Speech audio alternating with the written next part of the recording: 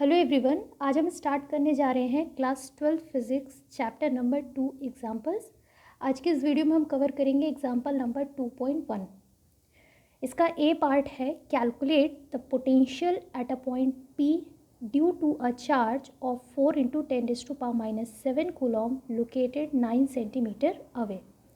हमारे पास एक चार्ज है जिसका मैग्नीट्यूड कितना दिया हुआ है 4 इंटू 10⁻⁷ कूलॉम। किस लोकेशन पर पोटेंशियल हमको कैलकुलेट करना है, द पॉइंट इज़ पी, और जो कितने डिस्टेंस पर रखा हुआ है एट 9 सेंटीमीटर। तो सबसे पहले हम इसका पार्ट ए सॉल्व करते हैं। किसी भी क्वेश्चन में, किसी भी न्यूमेरिकल में हमको सबसे पहले क्या देखना है कि क्वेश्चन में क्या गिवन है, इसके बाद हमको क्या कैलकुलेट करना है। तो द गिवन क्वांटिटी इस चार्ज जिसका वैल्यू किसका है, कितना है 4 इंटू 10⁻⁷ कूलॉम। चार्ज के बाद डिस्टेंस कितना दिया हुआ है 9 सेंटीमीटर। आप सेंटीमीटर को मीटर में कन्वर्ट कर लेंगे तो ये कितना हो जाएगा आपका 0.09 मीटर। कैलकुलेट हमको क्या करना है पोटेंशियल, तो आप लिखेंगे टू कैलकुलेट, हमको क्या कैलकुलेट करना है पोटेंशियल। तो इसको आप एक फिगर की हेल्प से समझ लीजिए। सपोज़ यहाँ पर चार्ज है स्मॉल क्यू, इस क्यू चार्ज से 9 सेंटीमीटर या फिर 0.09 मीटर पर एक दूसरा चार्ज एक पॉइंट है पी, और इस पॉइंट पर आपको क्या कैलकुलेट करना है potential. Potential due to what charge, due to this charge, और इस चार्ज का वैल्यू आपको कितना दिया हुआ है 4 into 10⁻⁷ coulomb. Potential due to a point charge वाला फॉर्मूला हम यूज़ करेंगे। फॉर्मूला होता है V is equal to 1/4πε0 Q divided by small r।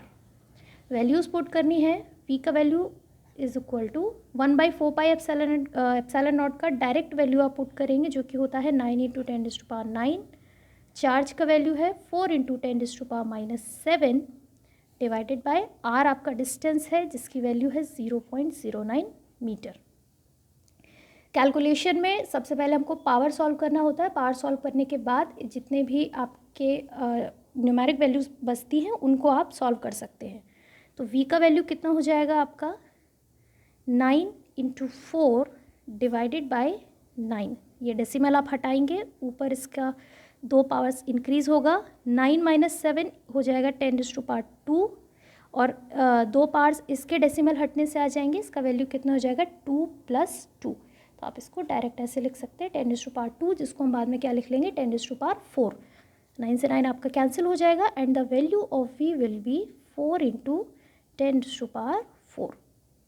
ये आपकी वैल्यू आ गई। और फिज़िक्स में आप कोई भी न्यूमेरिक वैल्यू ऐसे डायरेक्टली नहीं लिखेंगे। किसी भी फिजिकल क्वांटिटी का वैल्यू लिखने के बाद आपको उसका यूनिट लिखना है, ठीक है। तो पोटेंशियल का यूनिट क्या होता है आपका volt. So this is the potential. ये आपका आ गया पोटेंशियल एट पॉइंट पी। अब इसका अब हम लोग बी पार्ट देखेंगे। बी पार्ट में कह रहा है obtain the work done in bringing a charge of 2 into 10⁻⁹ Coulomb from infinity two point P. अब आप पहले इस फिगर को देखिए। बी पार्ट जो आपका है, फिगर को आप देखते जाइए और आप इस क्वेश्चन को भी देखेंगे। क्वेश्चन में कह रहा है कि हमको क्या कैलकुलेट करना है, अब वर्क डन। अब हमारी कैलकुलेशन का क्या पार्ट है, वर्क डन हमको कैलकुलेट करना है। क्या करने में, in bringing a charge of 2 into 10⁻⁹ Coulomb. 2 into 10⁻⁹ Coulomb को हमको कहाँ से लेकर आना है, from infinity. Suppose this charge is at infinity. ये चार्ज कहाँ पर है आपका इन्फिनिटी पर है। इन्फिनिटी से आपको इस चार्ज को पी पॉइंट तक लाना है। इस चार्ज को इन्फिनिटी से पी पॉइंट तक लाना है। तो इस चार्ज को लाने में आपको कितना वर्क डन करना पड़ेगा, this we need to calculate. तो इसके लिए हम आगे सॉल्यूशन देखते हैं। आपको वर्क डन का फॉर्मूला पता होना चाहिए। तो पहले आप लोग क्या लिख लेंगे कि आप किस चार्ज को लेकर आ रहे हैं। तो ये हमारा ए पार्ट था। Now we are going to solve B part. Suppose we take charge,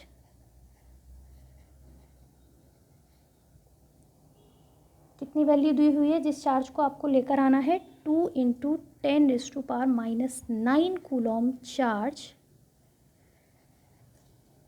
from infinity.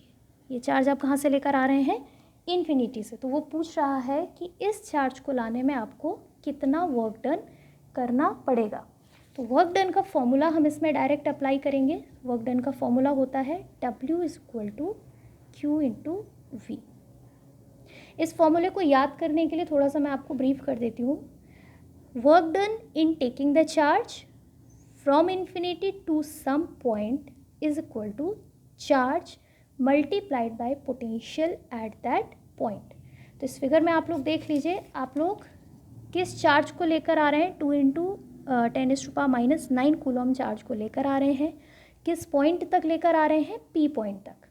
ठीक है, तो जो चार्ज हम लेकर आ रहे हैं वो स्मॉल q की जगह पर लिखा जाएगा, और पोटेंशियल कौन जनरेट कर रहा है P पॉइंट पर, ये जो चार्ज पहले से है। चार्ज आएगा 2 × 10⁻⁹ coulomb and the potential will be generated by this charge. ये जो चार्ज आपका पहले से प्रेजेंट है, this will create the potential. तो अब आपको वैल्यू पुट करना है।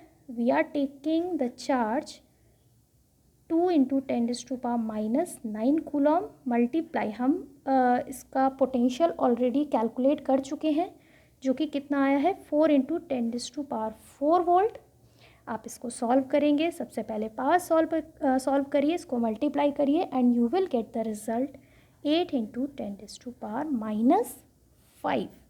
अब वर्क आपका एक फिजिकल क्वांटिटी है और इसका यूनिट क्या होता है, द यूनिट इज़ जूल।